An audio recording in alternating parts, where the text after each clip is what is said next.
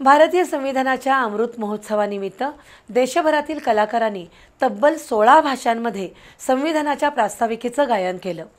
तसंच विविध प्रांतातील पोशाख परिधान करून या कलाकारांनी संविधान निर्मितीचा प्रवास नाट्याविष्कारातून उलगडला। पुण्यामध्ये नुकत्याच पार पडलेल्या उपक्रमाची नोंद वर्ल्ड बुक ऑफ रेकॉर्डमध्ये झाली आहे।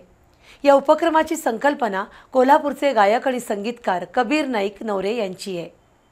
भारतीय संविधानाला 75 वर्ष पूर्ण झाल्याबद्दल देशाच्या विविध राज्यातील गायकांना एकत्र आणून 16 भाषांमध्ये संविधानाच्या प्रास्ताविकेचं गायन करणं आणि डॉक्टर बाबासाहेब आंबेडकर यांनी लिहिलेल्या संविधानाच्या निर्मितीचा प्रवास उलगडणारा नाट्याविष्कार सादर करणं अशी संकल्पना कोल्हापूरच्या अश्वघोष कला आणि संस्कृती प्रतिष्ठानचे कबीर नाईक नवरे यांनी मांडली होती।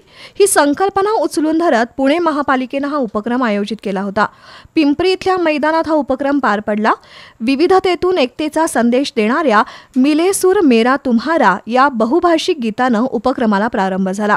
त्यानंतर मराठीसह पंजाबी, गुजराती, भोजपुरी, कन्नड, मल्याळम, हिंदी, उर्दू, संस्कृत, नेपाळी, कोकणी, आसामी, बंगाली अशा 16 भाषांमधील संविधानाची प्रास्ताविका गायनाद्वारे सादर करण्यात आली।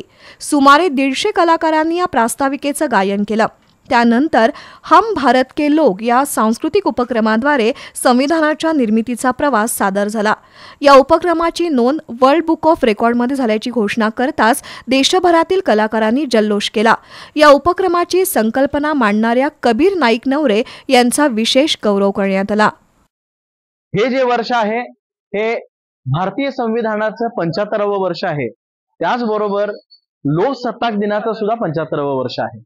आणि म्हणून मित्र हो, आम्ही जवळपास देशातील 16 भाषांमध्ये संविधानाचं प्रास्ताविक गीत गाऊन पिंपरी चिंचवड महानगरपालिका या ठिकाणी भव्य दिव्य असा त्या प्रांगणात कार्यक्रम 26 जानेवारी रोजी केला। आणि या कार्यक्रमाची नोंद जी आहे ही world book of record London या ठिकाणी झालेली आहे।